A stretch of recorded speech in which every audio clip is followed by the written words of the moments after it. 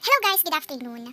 Ngayon tuturuan ko kayo kung paano i-convert ang PPT to Word document. Kahit wala akong nagtatanong kung paano ko yun ginagawa o kung paano ko yun gawin, mag-insist na po ako na turuan ko kayo.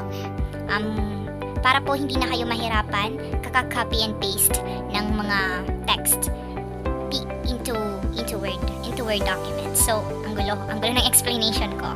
Okay, without further ado, let's get started. So open na natin yung PPT. Naka-open na siya.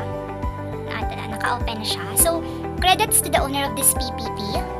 Sir, I am using this for content purpose only, sir. Okay. So, first, i-click natin tong slides. And then, tools. Tingnan tayo sa tools. And then sa taas, makikita natin picture to PDF, PPT to Word, PDF to PPT. Siyempre, ang gagawin natin is PPT to Word, which is, i-convert natin itong PPT into Word. So, i-click lang natin. Then, slides. Siyempre, 1 to 17 slides. Siyempre, all slides na lang natin. Pero pwede din natin piliin. For example, 1 to 2 slides, 1 to 3 slides. Pero ako gusto ko is all slides siya kasi gagamitin ko siyang review for our midterm exam po. So, syempre, click natin all slides, then okay. So, dapat i-save na natin. I-save muna natin. Hanapin natin documents. For example, dito sa Joy. Save natin. And then, save. And then, nagko-convert na ho siya. Madali lang.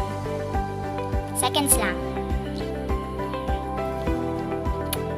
17 slide po pala yan.